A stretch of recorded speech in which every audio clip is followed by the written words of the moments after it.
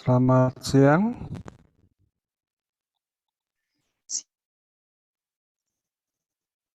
Siang, Pak. Siang, Pak. Siang, Pak. Siang, Selamat siang. Pak. Siang, Pak. Kita mulai saja ya. Nanti teman-temannya masuk, jangan lupa untuk presensi. Ya. Sebelum saya mulai, saya akan menerangkan dulu untuk course kali ini, course yang pertemuan kedua. Ya, kita bagi menjadi tiga sesi. Sesi pertama adalah akan saya jelaskan dulu tentang materi. Kemudian sesi kedua, Anda akan kita akan lakukan tanya jawab sambil Anda kalau mungkin butuh atau belum jelas atau datang terlambat bisa lihat videonya. Bisa lihat di video, ada yang di video yang di linknya sudah ada. Sesi ketiga itu baru nanti Anda bisa mengerjakan kuis. Tiap sesi waktunya 1 jam. Ya, jadi mungkin kalau sesi kedua memang ada pertanyaan, kita bisa langsung ke kuis. Nah, kuis nanti bisa dikerjakan berkali-kali.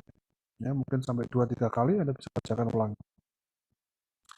Kemudian setelah course ini akan ada tugas mandiri juga yang harus Anda kerjakan.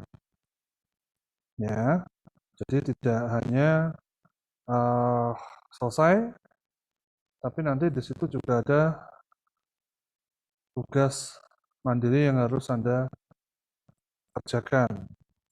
Ya, jadi tolong diperhatikan. Kalau memang ada kendala, silakan nanti dihubungin di WA ya, WA-nya grup WA. Kendalanya apa? Silakan berkomunikasi di grup. Oke, akan saya mulai dengan sesi pertama. Saya terangkan dulu. Saya akan share screen untuk itu.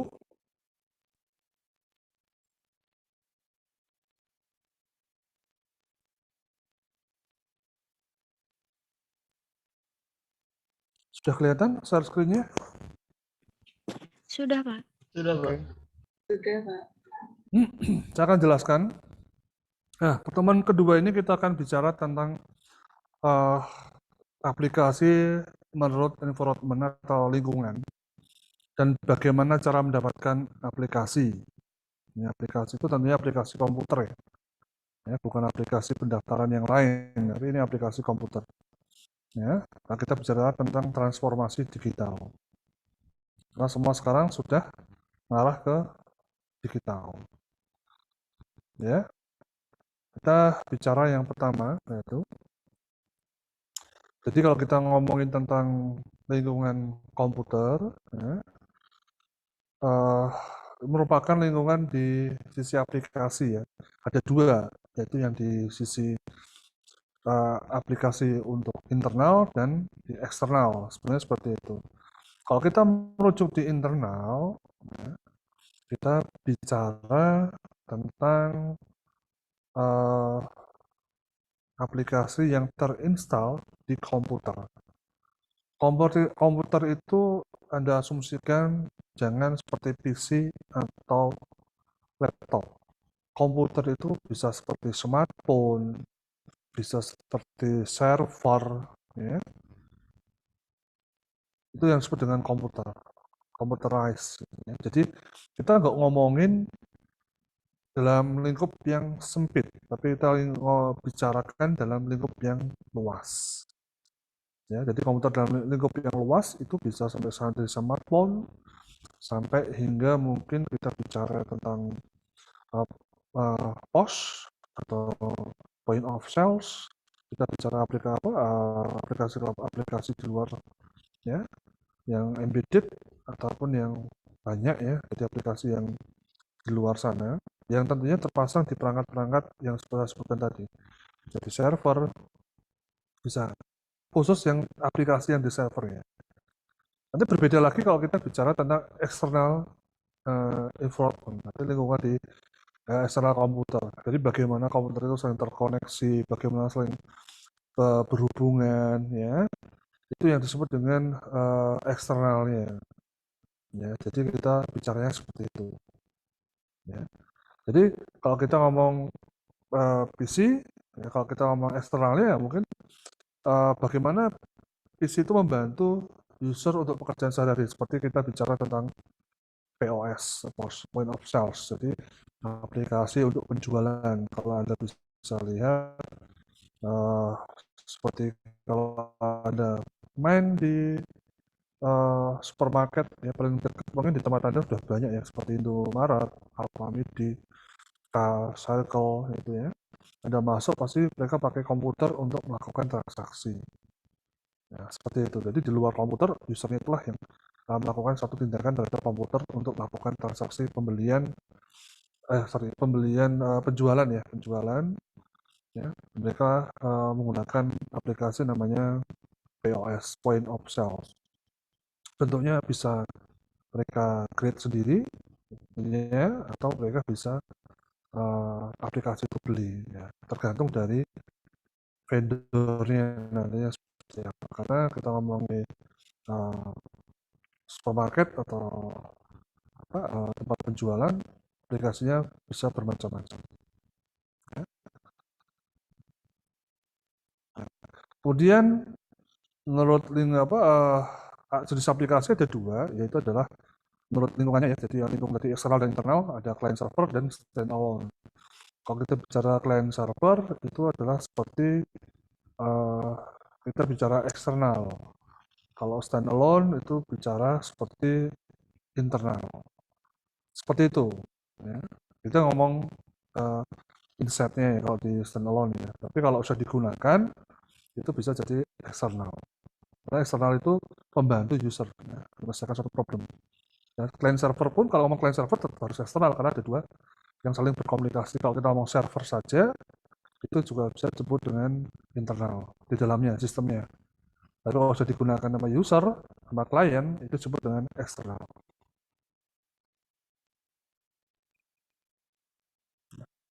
Kita bicara yang pertama dulu, client server.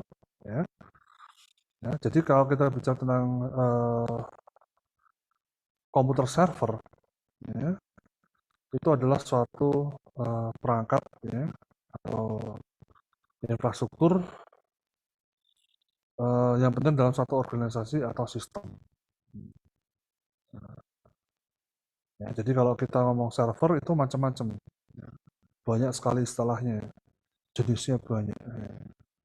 Tapi ya, yang pasti adalah server adalah satu komputer yang melayani beberapa atau semua komputer terminal yang terhubung.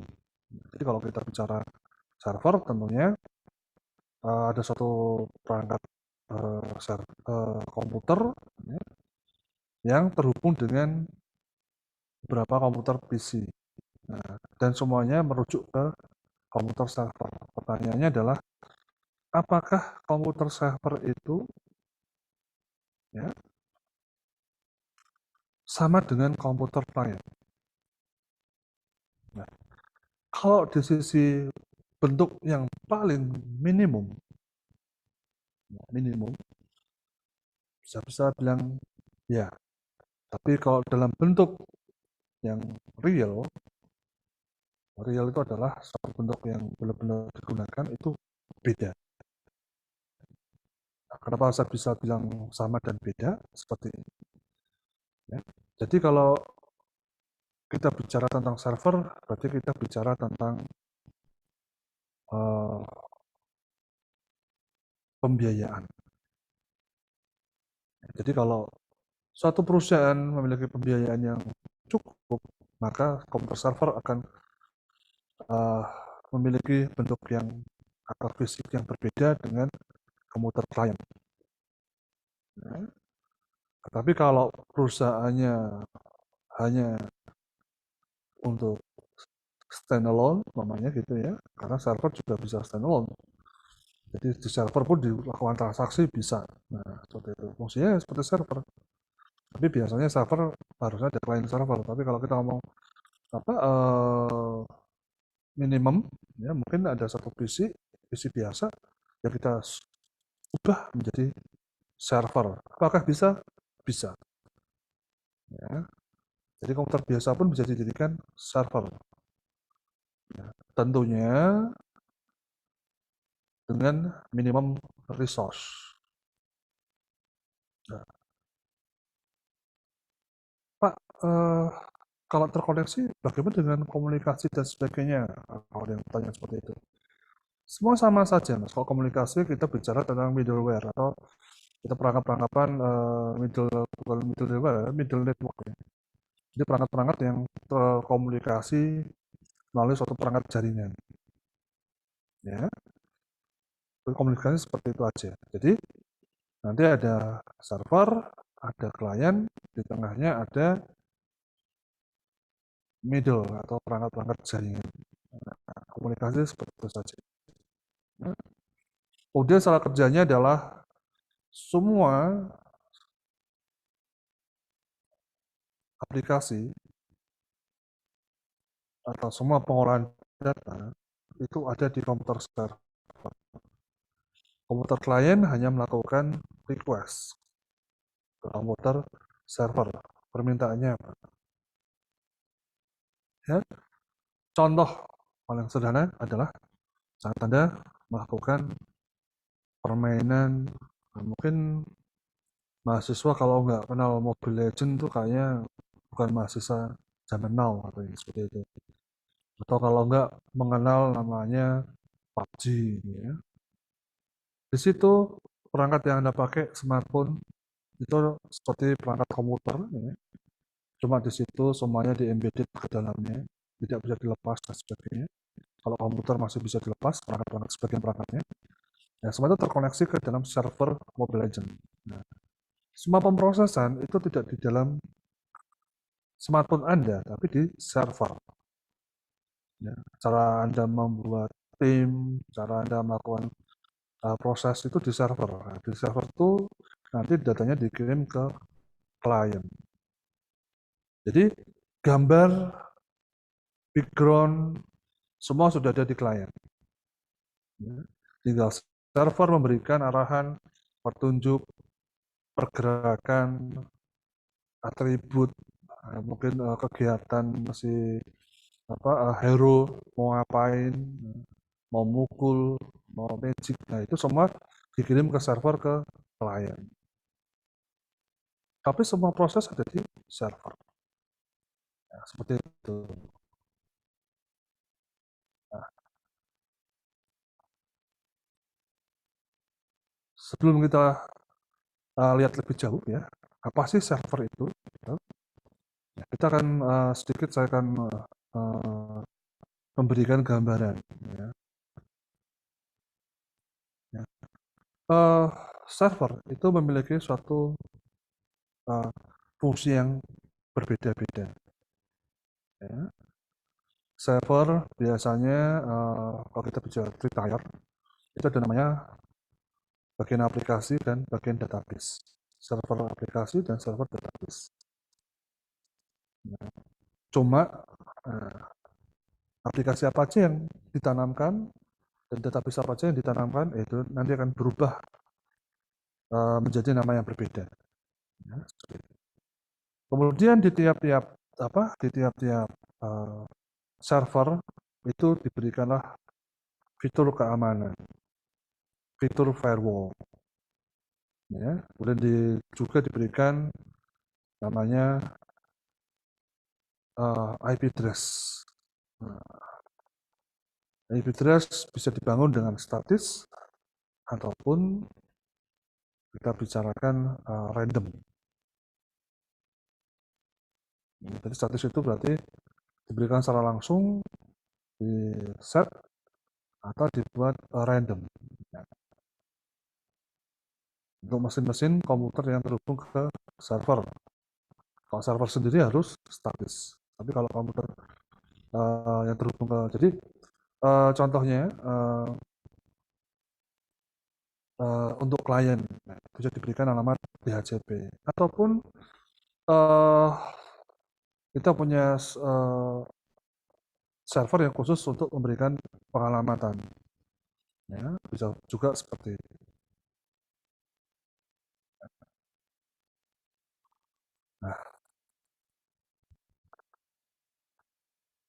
Server digunakan oleh suatu organisasi itu untuk memenuhi kebutuhan yang kompleks. Jadi kalau Anda sebagai mahasiswa, kebutuhan paling kemungkinan terbesar adalah hanya untuk melakukan kegiatan-kegiatan perkuliahan, ya. Kegiatan-kegiatan coding. Kalau di IT ya, tempat kami adalah program studi teknik informatika di Universitas Semarang, ya. Kita melakukan mahasiswa memang diwajibkan di tempat kami harus memiliki namanya perangkat komputer, karena memang senjata kami adalah komputer. Ya, jadi kalau kita bicara di IT, ya, kita harus memiliki namanya senjata. Apa itu? Komputer. Seperti halnya kalau seorang dokter gigi umpamanya harus punya peralatan untuk melakukan atau meja untuk pengambilan gigi, ya, seperti itu. Ya. Jadi harus punya suatu pegangan. Ya. Nah, server di tempat kami juga ada, tentunya Visia yang ada mungkin pada waktu buka e-learning dan sebagainya itu sudah Anda terkoneksi di server kami, Visia. Tentunya di situ memiliki jumlah RAM yang berbeda, hard disk yang berbeda, penyimpanan ya. Kemudian ada prosesor yang tentunya berbeda. Core-nya nggak cuma sampai 1, 2, 3, 4, 5, 6, 7, 8 ya, lebih. Karena mungkin kita bicara core-nya itu paralel. Karena memang ada mainboard yang memberikan prosesor lebih dari satu. Ya, jadi satu mainboard di server itu core-nya bisa lebih dari satu.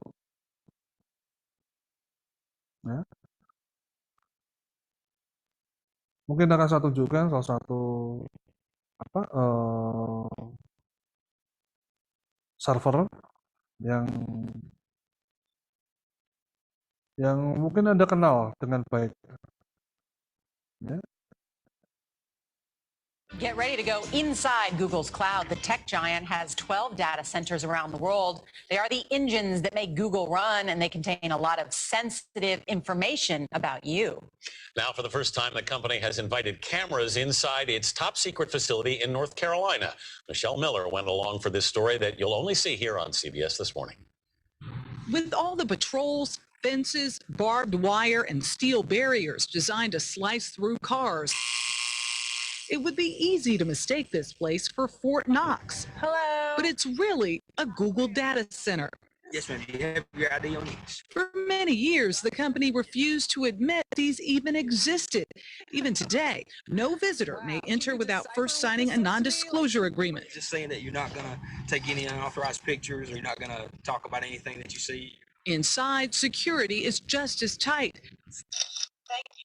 Retina scans determine who has access, something even many Google executives don't have. Every single person entering and leaving is tracked. If more than one person enters through the doors at once, alarms sound. Have you ever had a breach at this facility? No. Never. No. Let's go in. Our tour guide is Google's Senior Vice President, Urs Hotzle, known for his trademark red socks and one of the company's first employees. My first job title was search engine mechanic. And I picked that because everything was broken. Google was down, searches took 5 seconds. Now Hotzle is in charge of building and running all of Google's data centers. In the industry, you're known as the infrastructure czar. Mm-hmm. Flattered by that? You know, yes. Yes. Our first stop, the networking room. It's like air traffic control. Every time a user asks Google for something, that request is first routed here and then directed to another computer on the server floor.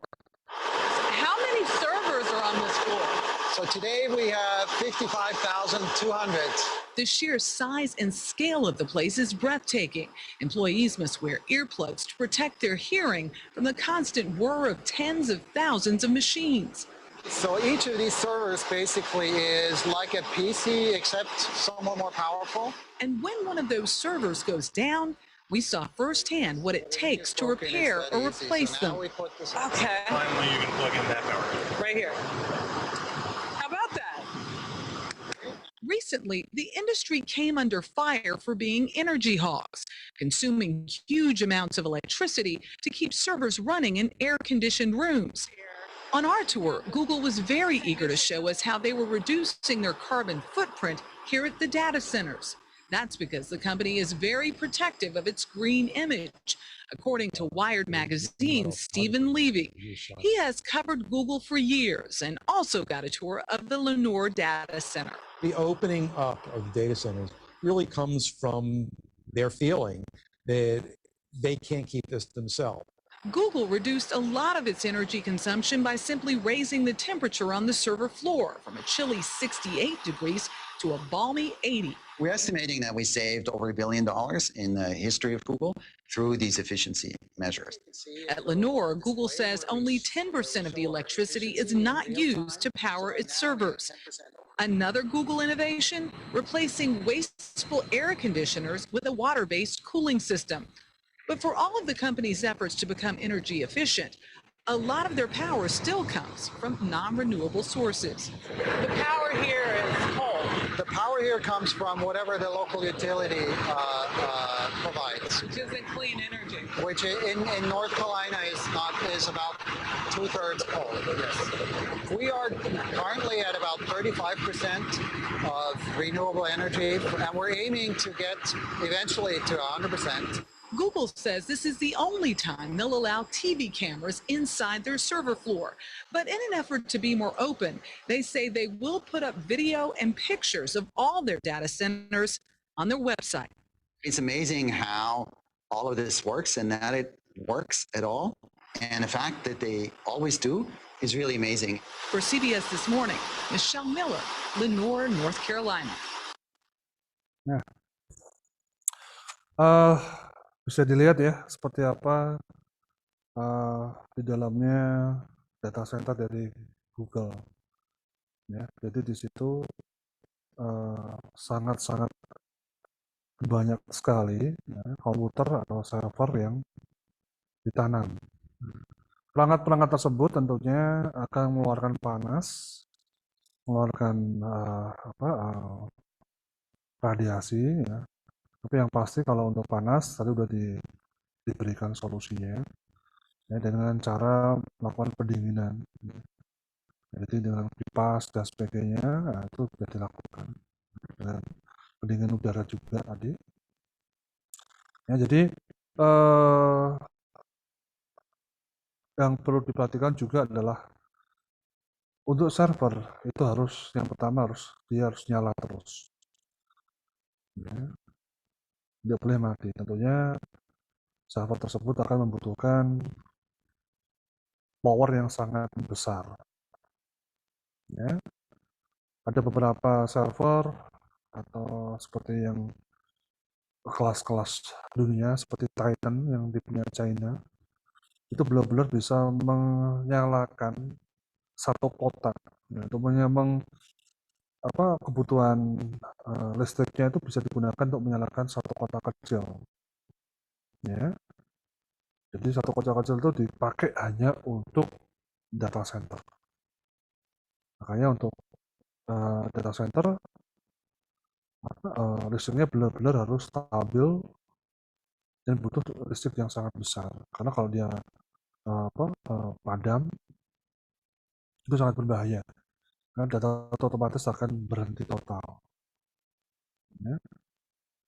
Itu harus diperhatikan. Kemudian dia harus memiliki lokasi yang jauh dari bencana, kebanjiran, ya, gempa bumi, ya, kemudian tsunami, ya, seperti itu. Jadi memang tempat-tempat yang memang aman. Ya, walaupun tadi di Google sudah dijelaskan juga Mereka juga punya keamanan untuk human, untuk manusia. Dia memberikan pagar sekitar sekeliling lokasi, masuk harus melalui pemeriksaan ketat, ya. Jadi dicek dulu sama keamanan, kemudian masuk dengan fingerprint, dengan retina, deteksi retina ya dari mata ya. Jadi memang konsepnya seperti itu, ya karena data itu sensitif sekali, apalagi sekelas Google itu data kita ada di sana. Maka dengan seperti itu kita memberikan kepercayaan untuk ditaruh datanya di sana. Tentunya juga terus diperhatikan juga dari sisi yang seperti saya sebutkan tadi sebelumnya, keamanan, ya, firewall, itu juga dibutuhkan. Jadi komputer server memang berbeda dengan komputer PC.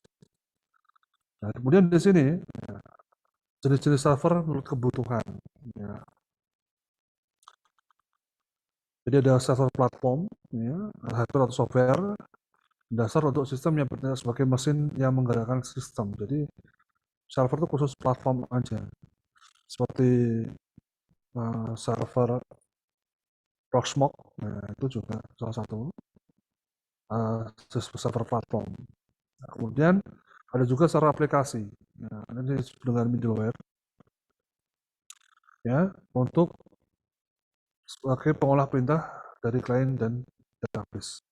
Bisa juga seperti itu. Kemudian ada web server, ya, itu menyediakan konten ke browser.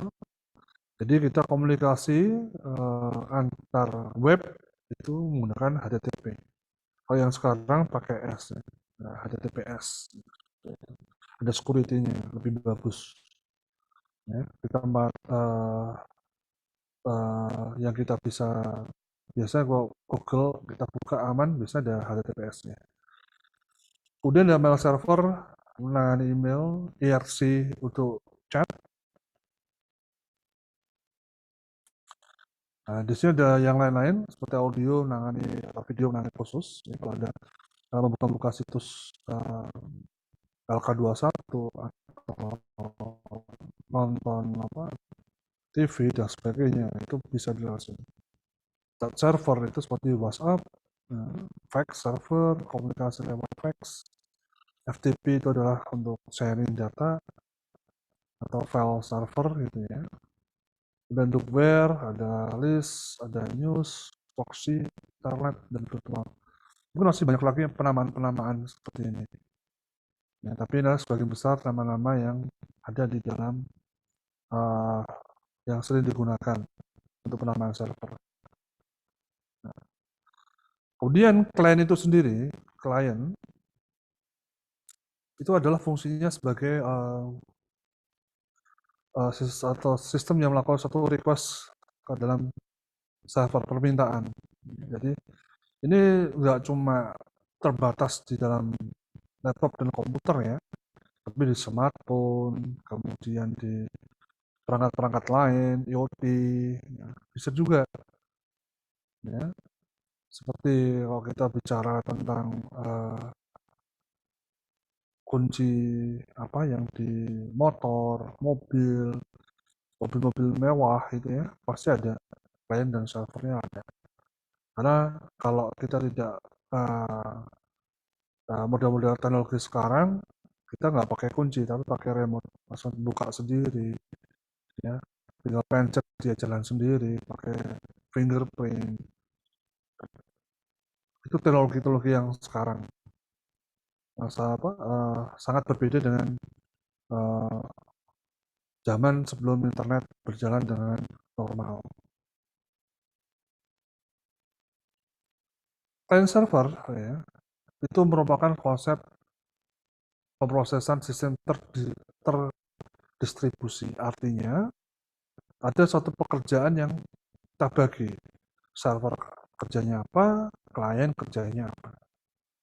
Nah, jadi ada dua. Contohnya gini, nah, kita paling sering kalau mungkin Anda sering dengan main Mobile Legends, seperti saya jelaskan dari awal tadi. Ya. Di klien kita ngapain, di server kita ngapain. Nah, seperti saya jelaskan tadi, kita nggak mungkin setiap ada perubahan pergerakan kita, up, down, gitu ya, tag. Nah, ya, jadi pakai skill 1, 2, 3 gitu ya. Itu kita request semuanya ke server, kemudian ditarik semuanya ke klien, itu tidak. Jadi di klien itu sudah ada semuanya, ya. Tinggal pada waktu kita pencet sesuatu, dia akan mengirimkan informasi ke server. Nah, server itu akan memproses. Contohnya seperti ini. Gunakan skill 1 gitu ya. Di proses itu di tempat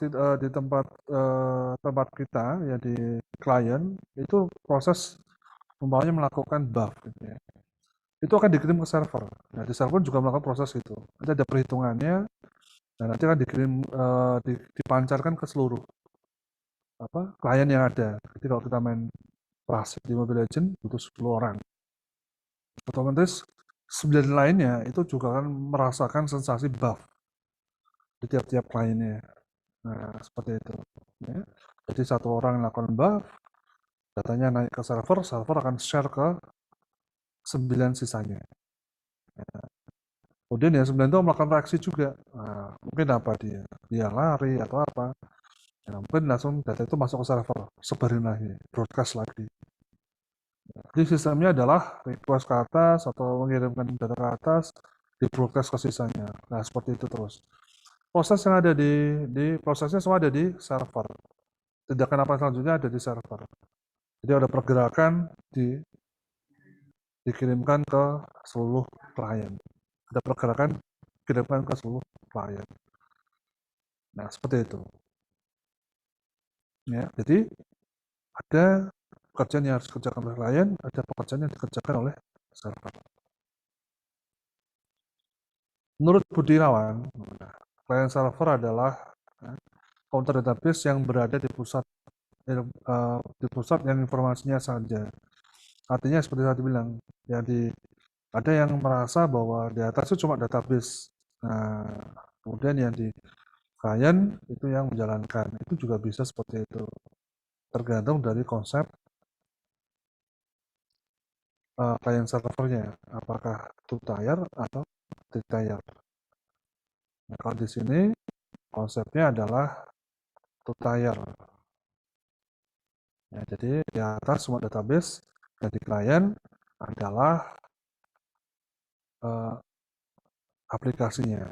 Contohnya aplikasi penjualan atau aplikasi perbankan. Namanya seperti itu.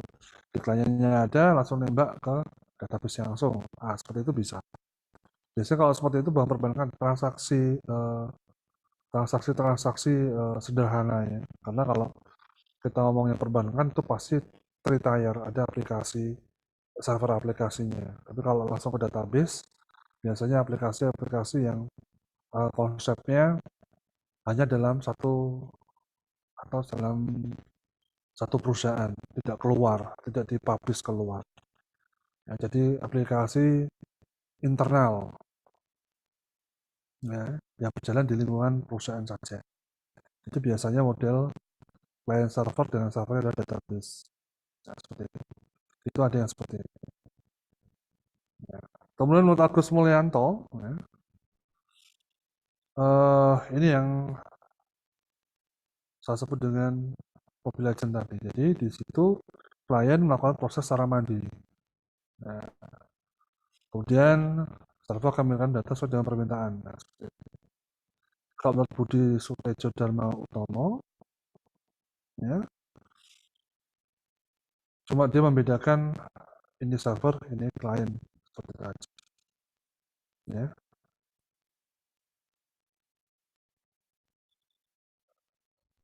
Oke. Jadi yang digunakan untuk komunikasi adalah TCP/IP. Ya, TCP/IP itu ada 4 layer. Berbeda dengan ISO. ISO itu ada 7 layer. Tapi konsepnya sama. Kalau di TCP/IP itu biasanya ada di middle. Ya, itulah perangkat-perangkat jaringan. Ya, di bagian itu. Kemudian kalau yang di ISO itu biasa di perangkat-perangkat komputernya. Ya, yang paling bawah namanya layer basic, yang paling atas layer application untuk di ISO. Ya. Kemudian sistem operasi yang berjalan itu bisa bermacam-macam. Ada yang freeware, ada yang berlisensi. Nah, kalau freeware itu seperti Linux, kalau berlisensi itu Windows. Kalau Unix ada yang berbayar, ada yang free. Linux pun juga sebenarnya ada yang berbayar, ada cuma sedikit. Seperti Red Hat Enterprise itu di Linux itu juga berbayar. Ya. Nah, untuk lingkungan di database client server, nah, itu pasti Anda bisa melihat di gambar sebelah, gitu ya. Itu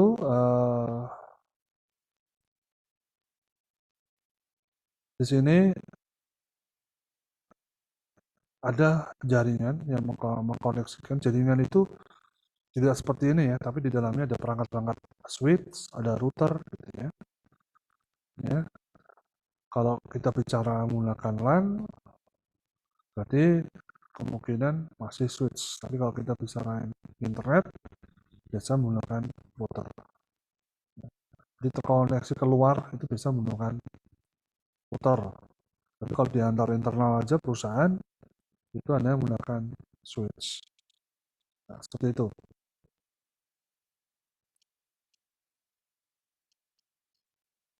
Di sini seperti halnya tadi yang saya sudah jelasin, Mobile Legends tetap di perangkat Anda membutuhkan database. Anda nggak perlu install database karena di situ ada database yang sudah di-create sendiri oleh namanya aplikasi klien. Nah, udah ada sendiri. Bentuknya bisa macam-macam. Ada SQLite, ada macam-macam ya, tergantung kebutuhan dari basis data yang ada perangkat tersebut. Kalau yang di sini, di tiap-tiap klien ada pakai PC, tentunya ada database-nya. Kemudian di server juga ada database-nya, basis datanya, di BMS. Nah, kemudian bisa juga terkoneksi ke printer secara jaringan network. Ini cuma tambahan aja ya, fokusnya ke server sama klien, di mana server memiliki basis data. Seperti itu. Kemudian konsepnya secara umum ya, adalah seperti ini. Nah, middleware ini adalah perangkat jaringan sebenarnya. Ya, di sini. Ya. Jadi klien ke server harus lewati perangkat jaringan, itu namanya permintaan, server ke klien namanya layanan. Apakah bisa ini dikoneksikan langsung ke server? Bisa. Dengan menggunakan kabel namanya kabel cross. Cuma esensi dari client server yang dimana server bisa melayani banyak PC itu kan jadi hilang. Ya, jadi memang harus butuh namanya perangkat jaringan. Ya. Dua komputer bisa dikonekkan langsung dengan jaringan LAN dengan menggunakan cross kabel, di kabel cross. Ya, jadi tinggal dicolokkan aja bisa komunikasi, bisa sharing dan sebagainya. Ya, jadi kalau mau beli perangkat, kalau mungkin Anda punya laptop satu dan laptop lain, mau dikoneksikan, setting aja IP-nya dengan IP lokal, ya, IP lokal kelas C atau kelas A atau kelas B. Kemudian Anda lakukan komunikasi atau menggabungkan komunikasi antar dua PC dengan menggunakan kabel LAN, tapi tipenya adalah cross. Nah, itu langsung bisa connect. Ya, kalau yang sekarang, teknologi sekarang tentunya itu akan jadi merepotkan. Sekarang menggunakan WiFi ya, masuk ke internet. Nah, tapi terkadang problemnya adalah seberapa aman internet Anda. Nah, seperti itu. Kemudian seberapa cepat internet Anda.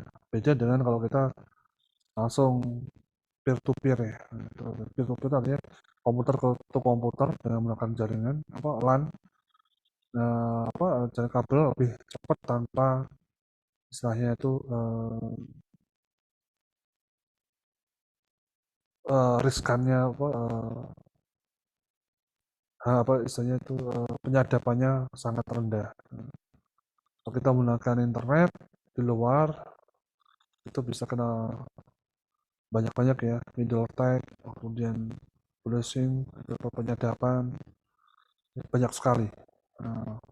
Yang harus ada perhatikan kalau melakukan pengiriman data melalui internet. Kemudian ini adalah contoh dari arsitektur file server. Ya, file server itu sebenarnya seperti FTP. FTP itu File Transfer Protocol, FTP. Jadi di sini klien dan server melakukan komunikasi ya, hanya untuk melakukan sharing file. Ya. Jadi konsepnya seperti ini. Di sini menggunakan LAN, berarti di sini menggunakan switch. Ya, karena memang komunikasinya tidak menggunakan internet. Kalau LAN itu berarti tidak ada internetnya ya. Kecuali kalau VPN itu beda. VPN itu Virtual Private Network. Nah itu beda. Itu seakan-akan menjadi LAN, tapi sebenarnya secara topologi fisiknya itu menggunakan internet. Tapi sistem membuat dia seakan-akan menjadi suatu lingkungan LAN, Local Area Network. Nah, semuanya Anda punya komputer di Semarang, server di Semarang, kemudian Anda punya cabang di Jogja. Anda menggunakan VPN, artinya di Semarang sama di Jogja itu seakan-akan jadi jaringan LAN. Nah, seperti itu. Ya, kemudian selanjutnya adalah arsitektur database server. Ya, hampir sama sebenarnya di sini. Cuma di sini adalah isinya adalah database atau data. Ya. Apa bedanya data dan file? Tentunya berbeda. Kalau data ya itu berupa bentuk-bentuk seperti kalau kita bicara kalimat, kata, itu data. Tapi kalau file itu sudah suatu bentuk data yang kompleks, seperti gambar, ya, kemudian MP3, MP4, itu ya sudah bentuknya itu. Kalau data enggak. Ya, data itu sebentar.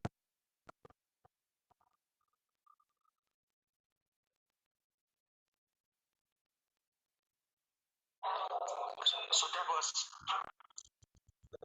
Wis tak bener iki ana sing salah settingane. Oke, terima kasih. Ya, jadi seperti itu ya.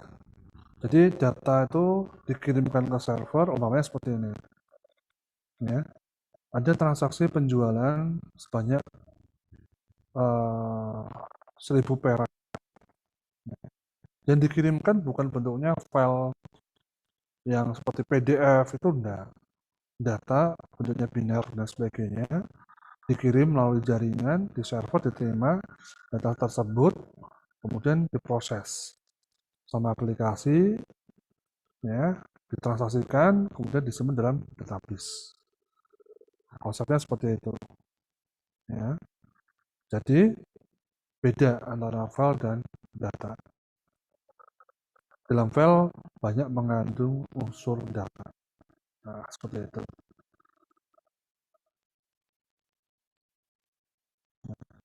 Kalau kita cuma bicara tentang dua seperti ini aja, itu disebut dengan two-tier, jadi klien sama server. Ya.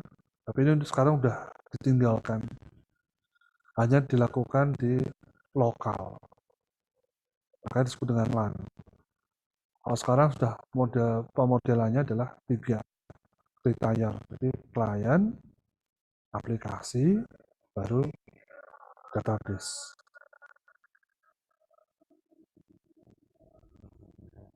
Nah, contohnya seperti ini. Nah, ini adalah tier, aplikasi, database. Ini penghubung aja, konektor aja. Seperti ini juga sama. Jadi sini langsung ya, jadi program langsung ke database.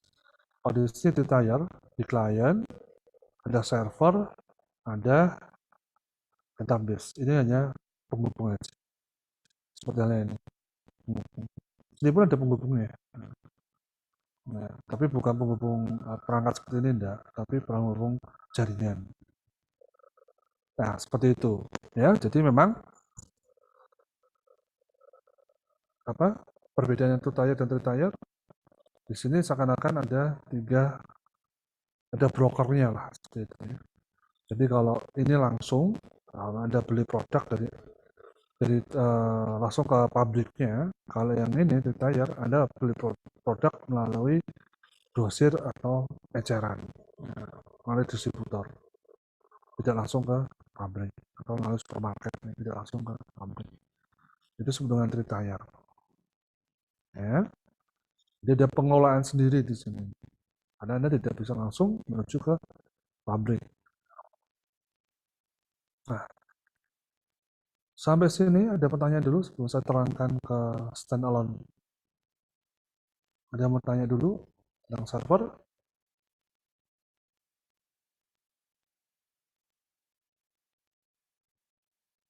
Oke, tidak ada. Saya teruskan. Oke, kita ngomong bicara tentang standalone. Apa itu standalone? Nah, standalone cuma sederhana, Mas. Anda punya laptop, ya itulah standalone. Tanpa koneksi kemana-mana, tanpa WiFi, tanpa apapun, itu disebut dengan standalone. Tapi kalau Anda sudah koneksi ke WiFi, itu bukan standalone lagi. Karena Anda sudah melakukan koneksi ke perangkat-perangkat lain. Anda melakukan komunikasi dengan Google, itu sudah klien server. Konsepnya seperti itu. Ada klien komunikasi dengan Microsoft, ya, juga klien server. Ya, jadi konsepnya seperti itu. Jadi ada beberapa vendor atau perusahaan atau organisasi yang memberikan atau disebut ini beberapa publisher ya. Nah, ada aplikasi yang digunakan standalone, ada yang tidak. Ya. Tapi biasanya kalau ada yang dua, itu biasanya itu harus berbayar. Tapi kalau yang free, beberapa perintah biasanya ditutup.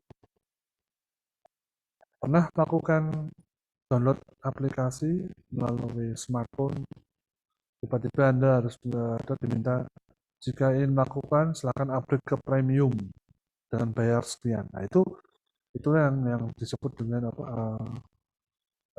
Ada yang bisa digunakan standalone, ada juga harus melakukan pembayaran untuk melakukan premium. Biasanya tambahannya bisa disimpan di cloud-nya mereka. Itu disebut dengan aplikasi client server. Tapi kalau cuma dipakai di PC Anda aja, tidak melakukan penyimpanan di cloud perangkat di cloud vendor, berarti itu yang disebut dengan standalone. Kalau disimpan di vendor, disebut dengan client server.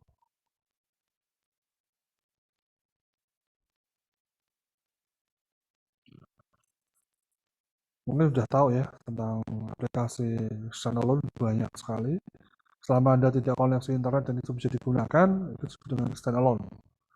Tapi kalau Anda harus terkoneksi komputer, terkoneksi internet untuk menjalankan tersebut, itu disebut dengan client server.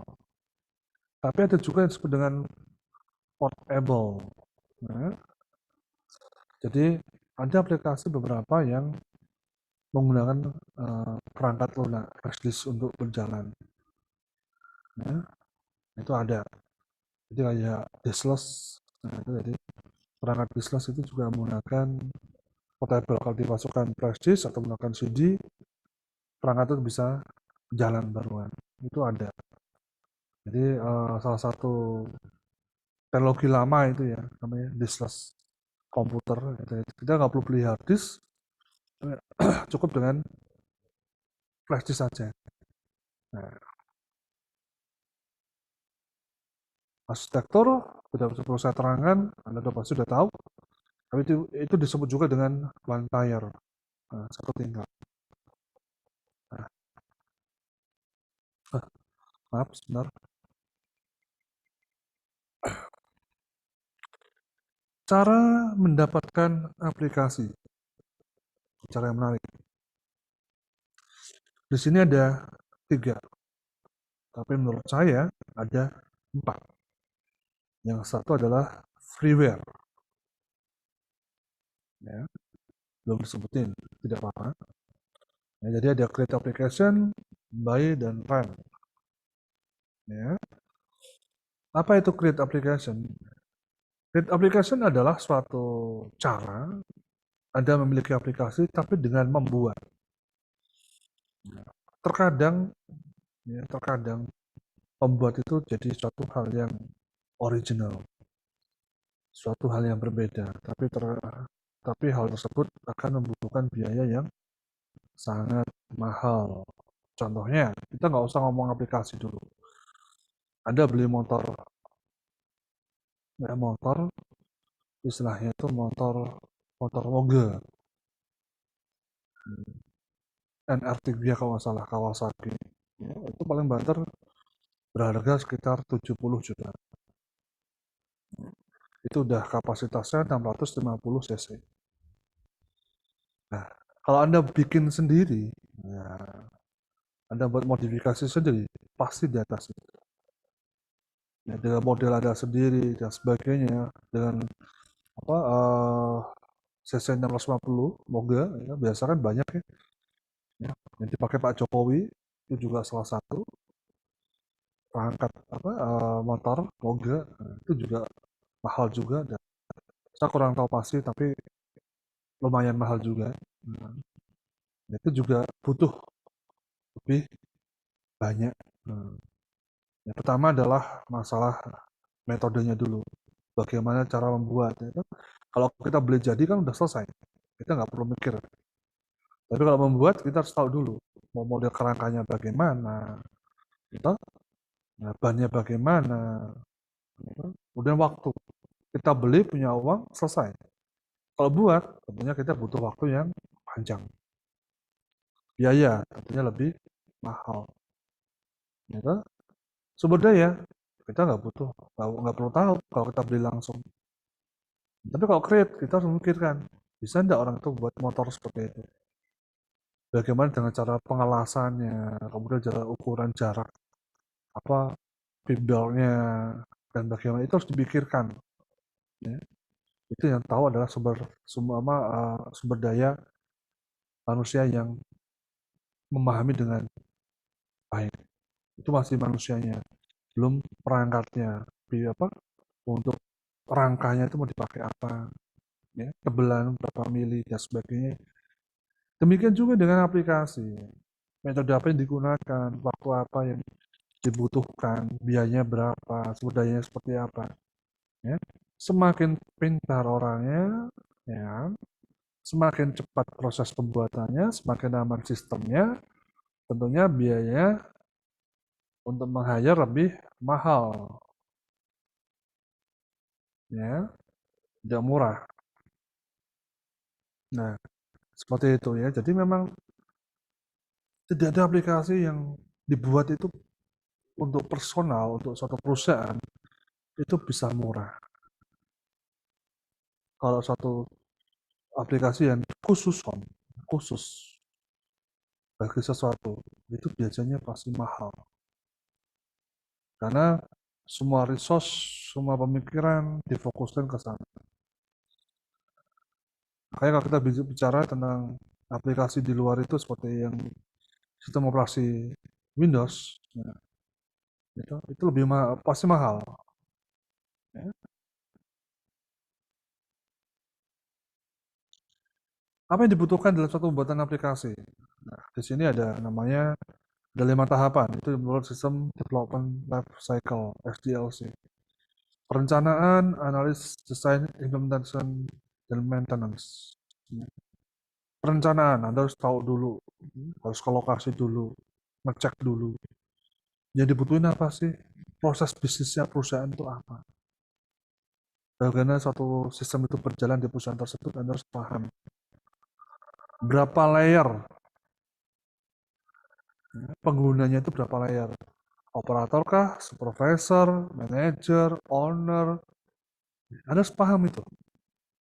Siapa yang akan menggunakan? Itu baru perencanaan. Ada berapa titik? Topologinya seperti apa? Gitu. Nah, apakah satu lokasi, ataukah 2 lokasi, 3 lokasi? Tentunya akan berbeda cara desainnya nanti. Karena kode-kode yang dibangun tentunya akan berbeda. Lokasi A, kodenya A, lokasi B, kodenya B, lokasi C, kodenya C. Semua berhubungan dengan lokasi A, depannya ada A-nya, semua kodenya. Nah, seperti itu. Harus ada desain. Analis. Analis. Contohnya. Ya. Anda harus memikirkan yang seperti tadi, berapa kita ngobrolin tentang tahap-tahapannya ya, seperti itu. Privilege-nya. Jadi untuk manajer dia punya privilege apa, role-nya apa, dan analis. Di planning itu kita membuat timeline-nya juga, waktunya, berapa lama kita harus bangun, tapi harus tahu dulu dalamnya siapa. Seperti yang bisa sebutkan, proses bisnisnya bagaimana, itu harus tahu dulu, baru kita buat jadwal pengerjaan. Analisnya kita masuk. Nanti mau buat seperti apa, bagaimana, itu dianalis semuanya. Baru kita masuk ke desain sistemnya. Sistem mau buat seperti apa ini? Nah, antar mukanya bagaimana? Ya, kontrolnya bagaimana? Ya, view-nya bagaimana? Atau antar muka, database-nya bagaimana? Perangkat eksternalnya ada atau tidak? Ya, seperti itu. Jadi kalau di IT itu ada namanya konsep pembangunan dalam menggunakan framework. Ada MCV, Model View Control. Ya, kontrolnya itu apa? Mau dipakai menggunakan bahasa pemrograman apa? PHP kah? Python kah? Ya, Java kah? Nah, kontrol. View. View menggunakan apa? JSON, HTML, banyak. Ya. Kemudian atau model. Database-nya apa? Enterprise, Oracle, Freeware, MariaDB, ataupun dengan model struktur MongoDB. Nah, jadi kita harus paham dulu sebelum membangun suatu sistem. Baru kita implementasi, bahwa kita melakukan coding, melakukan desain, implementasi dari desain database ke database-nya, ya, melakukan komunikasi, ya, antar kontrol dan database, kontrol dan antar muka, ya, semuanya. Setelah jadi, kita deploy ke user. User dicoba, prosesnya dicoba, ya, dicoba, dicek, gitu ya. Seminggu ada problem, perbaiki. Lewat bulan, aman, tidak, perbaiki. Ya. Pengecekan suatu sistem itu biasa hingga mencapai setahun. Karena apa? Kita harus memikirkan tahun berikutnya saldonya sesuai atau enggak. Tutup bukunya tiap bulan sesuai atau enggak. Makanya untuk suatu aplikasi itu sangat mahal. Karena kita ada namanya maintenance, perbaikan, engineer terhadap sistem yang dibangun. Kalau ada problem-problem, tentunya kita harus lakukan perbaikan. Ya, sampai kita ngomong re-engineer, ya, harus dibangun ulang atau dibangun rebuild sih, seperti itu. Tapi kalau dari basicnya, dari planningnya, analisnya udah betul, biasanya nggak ada masalah. Ya, problemnya adalah terkadang proses bisnis dari suatu perusahaan jika ditaruh di unit atau ditaruh di cabang itu akan berbeda dalam penanganan. Kebijakan-kebijakan di suatu perusahaan terkadang membawa dampak di dalam pembangunan satu sistem. Itu makanya beratnya di dalam pembuatan satu aplikasi. Ini sudah dijelaskan tadi, biayanya juga harus dipikirkan, ya. Ada lisensinya atau enggak, juga harus dipikirkan. Karena lisensi juga nggak murah, ya. Sampai puluhan juta ada lisensinya. Kemudian tahapan pembuatan itu kita bisa menggunakan Gantt chart sama GPM. Gantt chart itu modelnya seperti ini. Jadi kegiatannya apa, dilakukan berapa lama. Contohnya seperti itu. Ya. Ini contoh pengerjaan sampai Mei sampai Desember. Makanya seperti itu. Kita posisi di mana? Nah, mungkin di September. Nah, ternyata di sini ada konstruksinya belum selesai. Nah, hati-hati. Ya, desainnya udah kelar. Tapi posisi konstruksinya masih seperempat. Atau nggak nyampe ini, 20%. Itu jadi problem nantinya. Karena schedule-nya nggak bakal kelar kalau seperti itu. Karena di sini sudah mulai ada implementation. Jadi sudah deploy sebagian di sini. Uji coba itu sudah harus ada. Ya. Nah, itu yang harus diperhatikan. Kemudian yang kedua adalah for chart. Nah, di sini adalah suatu desain penjadwalan di mana ada waktu mulai, waktu selesai. Ya. Ini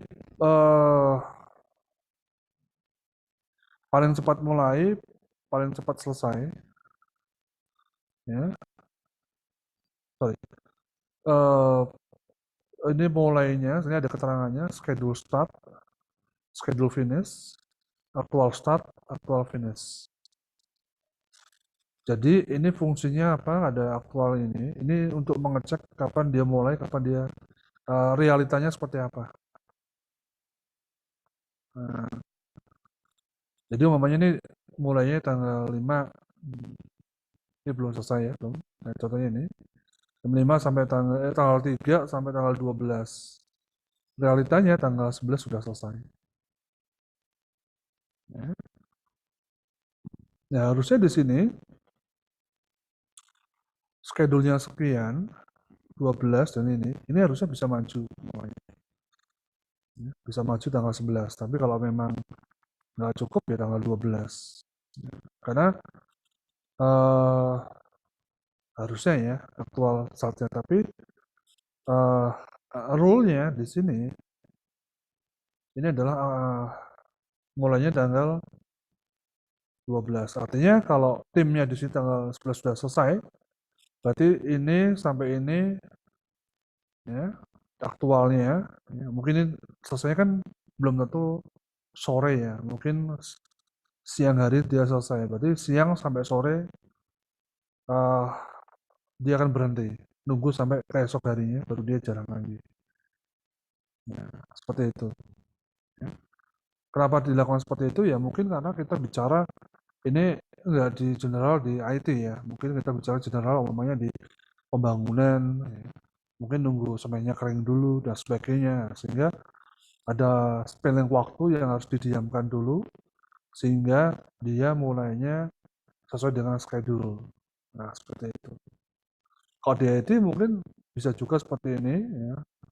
Kita lakukan di tanggal ini karena mungkin beda untuk timnya. Ya, di sini tim investigasi, di sini tim analis. Umpamanya seperti itu. Jadi sehingga tim analis akan diplot tanggal 12. Investigasinya itu tanggal 11. Makanya itu diserahkan tanggal 11 tapi tim analisnya bekerja mulai tanggal 12.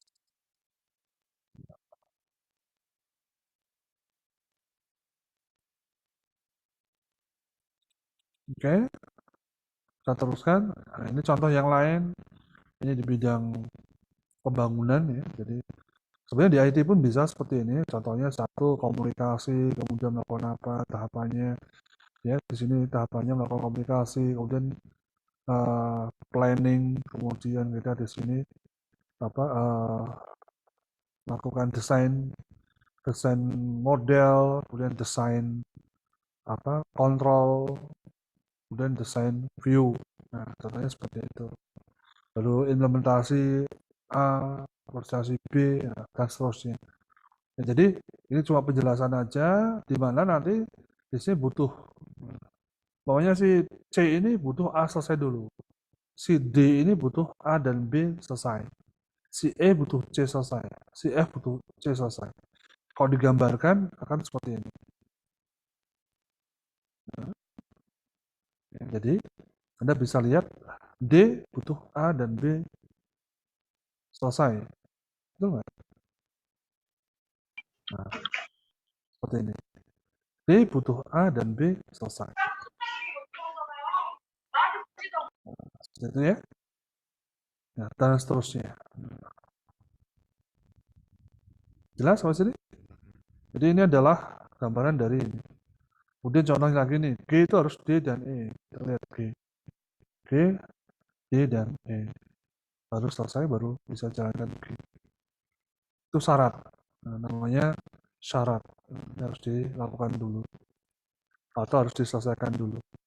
Dan ini semua masukkan ke sini bisa. Nah, waktu-waktunya bisa ditentukan di bagian ini. Top chart. Nah, tinggal kita tentukan waktu mulainya kapan, waktu selesainya kapan. Nah, tinggal pelaksananya nanti belakangan.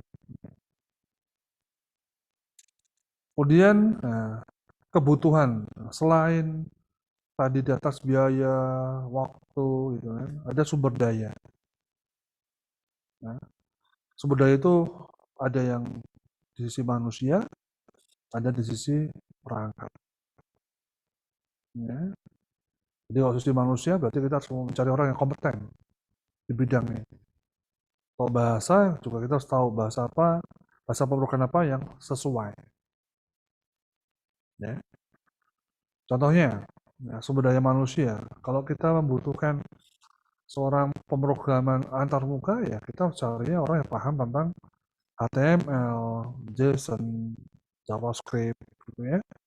Itu antarmuka. Kalau kita bicara tentang kontrol atau pengendalinya, ya kita bisa bicara tentang bahasa PHP, bahasa Python, VB.NET, Pascal, C++, C Crash, Java, nah itu bahasa untuk kontrol. Kalau di database, orang yang paham tentang database, gimana membuat suatu relasi database, paham tentang SQL, ya, baik SQL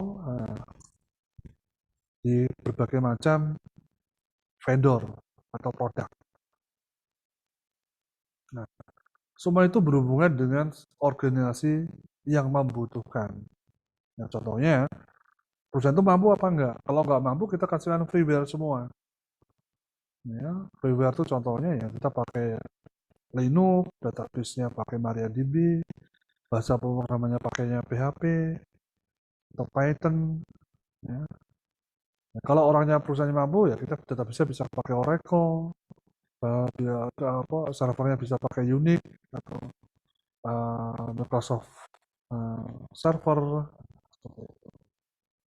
Ya. Jadi memang kita harus melihat kemampuan finansial dari suatu perusahaan untuk bangun suatu sistem. Nah, ini adalah aplikasi-aplikasi yang berlisensi. Jadi tadi ada membuat, sekarang adalah membeli.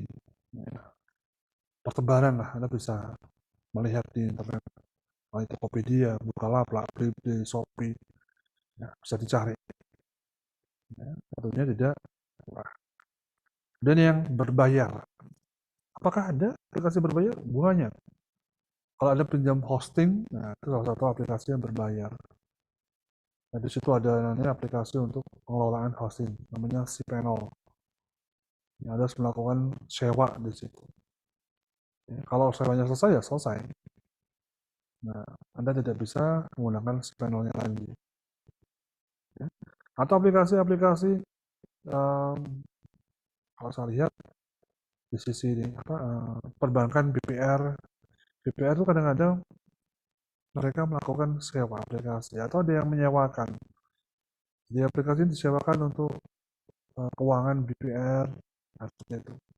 Nah, perusahaan-perusahaan yang tidak kurang mampu biasa lebih baik sewa. Tapi keamanannya yang sangat riskan karena data tersebut akan tersimpan di server pemilik aplikasi. Jadi untuk keamanannya sangat riskan. Satu lagi adalah aplikasi freeware. Aplikasi freeware itu adalah aplikasi yang lisensi sebenarnya bukan gratis ya. Tetap memang kita bisa melakukan copy dan sebagainya, tapi memang harus ada etikanya di situ. Jadi tidak bisa kita melakukan seenaknya aja gitu ya. Melakukan jual beli aplikasi itu nggak boleh. Freeware ya freeware, diberikan orang lain ya gratis. Ada orang minta ya sudah berikan secara gratis, nggak boleh ya jual. Ya seperti itu. Ya. Kemudian ini yang salah satu perkembangan, kenapa bisa berkembang pesat sekarang, yang aplikasi tren itu adalah karena internet. Sekali lagi karena internet. Tanpa internet, ini tidak akan pernah bisa mencapai miliaran dolar US. Ya. Jadi ini semua karena adanya internet. Ya. Baik dari Microsoft ataupun dari produk-produk lain. Ya, Red Hat Enterprise, Oracle, ya, ada beberapa yang tidak murah. Seperti itu. Cukup kayaknya. Ya.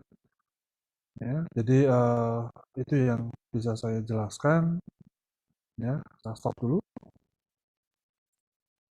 Nah, semua udah bisa tahu bahwa sebenarnya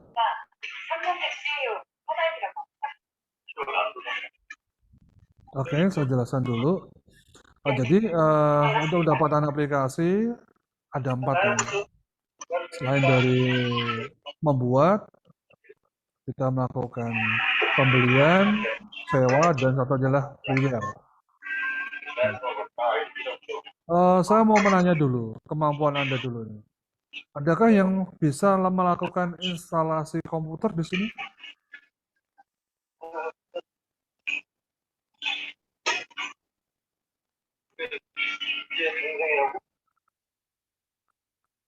Adakah yang bisa melakukan instalasi komputer?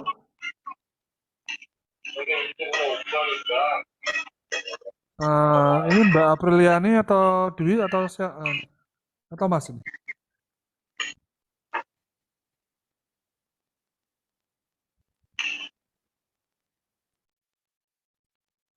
Oh, oke, di close. Oke, ada yang kalau nggak tahu instalasi, ada yang bisa install di PC nggak? Install program. Masa nggak ada sama sekali yang bisa install program di PC?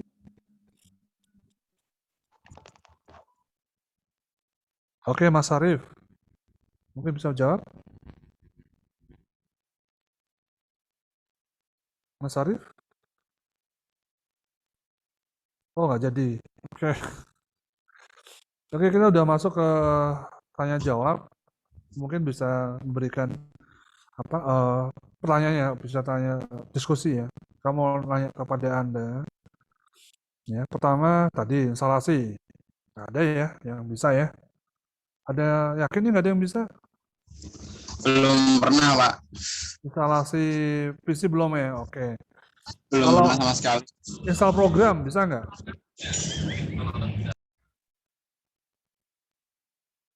Mas Brian? Bisa Kalau install program? kalau enggak Pak, cuman bisa install aplikasi biasa Pak kalau untuk laptop. Oke, aplikasi apa yang Anda bisa install? Kemarin ada tugas kayak untuk kuliah Pak, kayak aplikasi apa? C+ seperti itu. C++. Oh, C++. Oke. Dari kampus mana, Mas? Mas Brian dari kampus mana? Halo Leo Pak, Kendari. Coba Mas Brian, kayak pemain itu ya, Fast and Furious ya. Brian. Oke Mas, coba ini Mas. C dan C++ itu kayak Mas jadi IT juga ya? Enggak Pak, kemarin ada mata kuliah algoritma untuk dasar-dasar saja Pak. Mas kayak Ada dari elektro Pak. Oh, elektro. Oke. Betul, kalau elektro memang C++, dia bisa gunakan untuk Proteus juga, Pak. Oke, untuk elektro, saya juga dulu salah satu mahasiswa elektro juga di UKSW ya, UKSW Salatiga, Universitas Kristen Satya Wacana. Ya, di sana memang pada waktu pertama kali saya kuliah, pertama kali saya masuk itu sudah diberi pegangan bahasa Pascal, bahasa C, C++, bahasa assembler ya. Assembler, kemudian kalau yang sekarang teknologi sekarang mungkin Mas juga harus memperhatikan Kotlin. Nah, untuk di elektro itu terkoneksi dengan Android. Nah, nanti Anda bisa koneksi dengan database. Kemudian database-nya juga free juga ya, di internet juga ada ya. Jadi nanti di IoT Anda bisa melakukan komunikasi dari microcontroller ya, atau mungkin dengan Anda gunakan perangkat-perangkat IoT ya, MCU itu untuk gimana?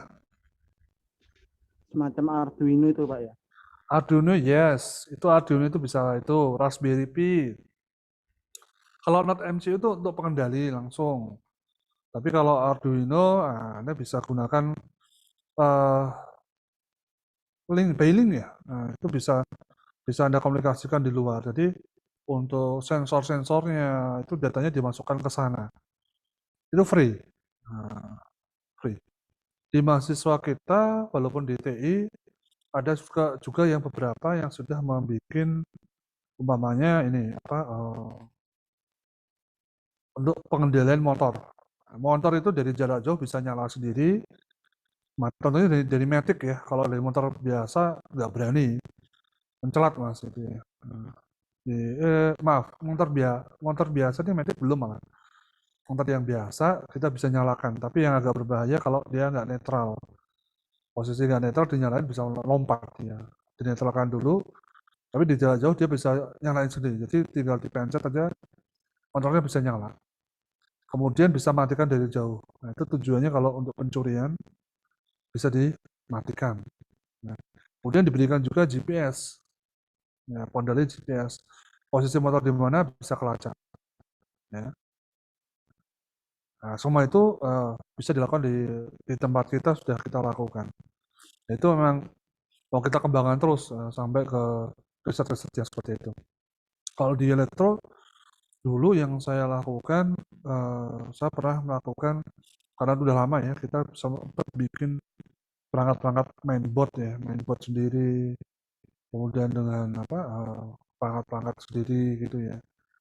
Jadi main solder sana satu sini ya. Nah, seperti itu.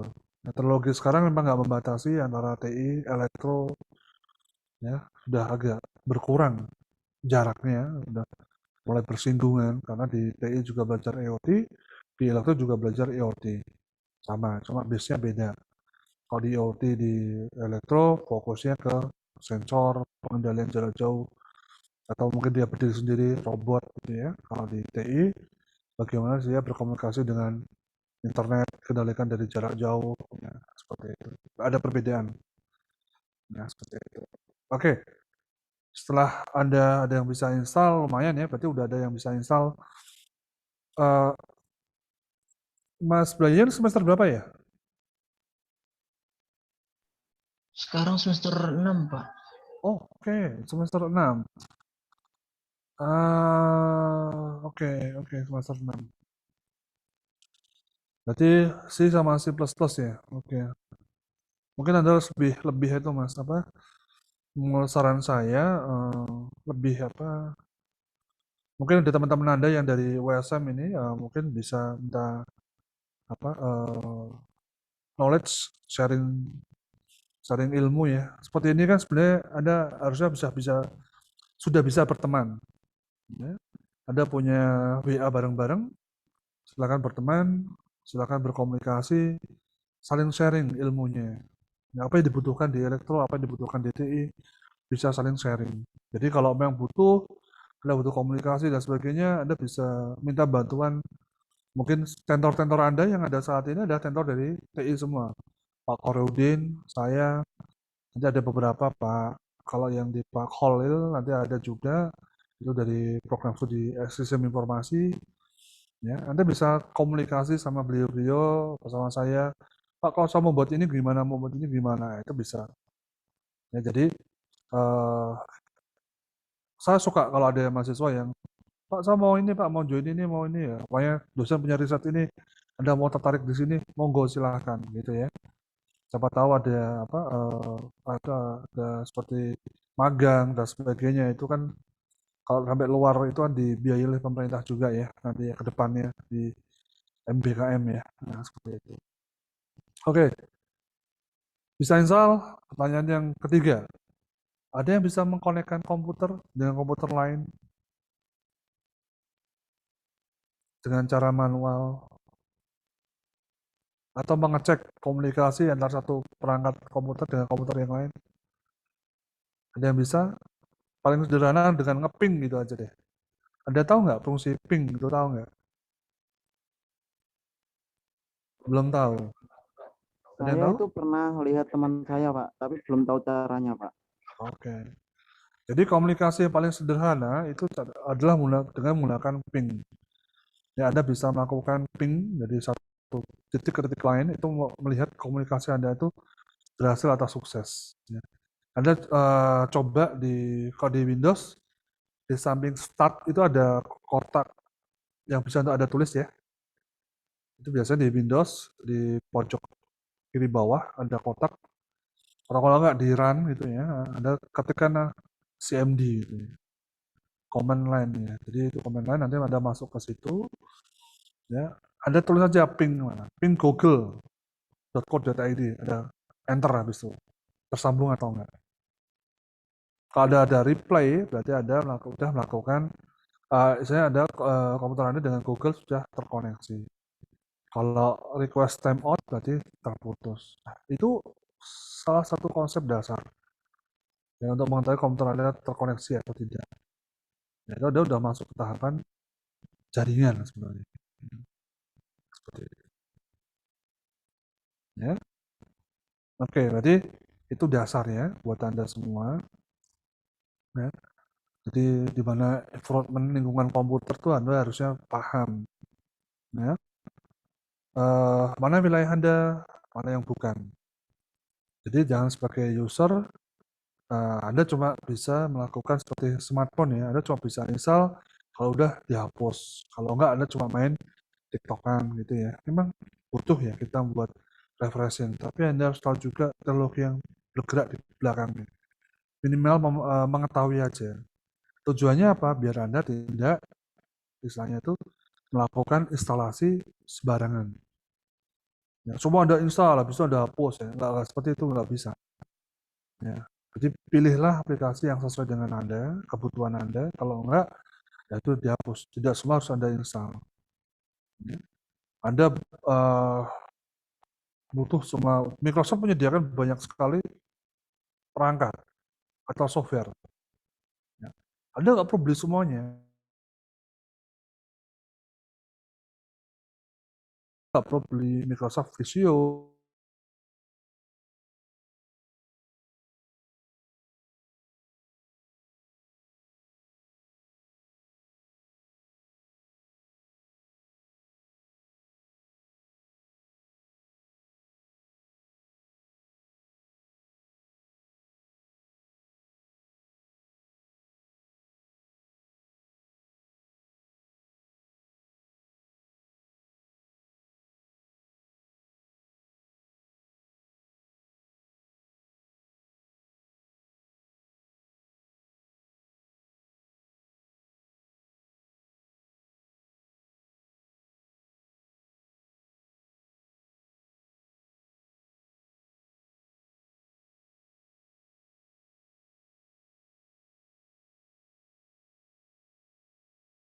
Nah, seperti itu. Oke, saya cukupkan aja. Ada pertanyaan lain? Atau yang ingin ditanyakan? Sebelum saya akhiri, jangan lupa Anda punya kuis yang harus Anda kerjakan. Kemudian ada tugas mandiri yang harus Anda kerjakan pula. Jika ada problem, ada suatu masalah, silakan hubungi lewat kemana ya, grup WA ya. Cukup? Ada yang mau bertanya lagi? Sementara cukup, Pak. Oke. Terima kasih, saya akhiri. Selamat siang semuanya. Siang, Pak. Siang, Pak. Terima kasih. Boleh live, silakan kalau mau live.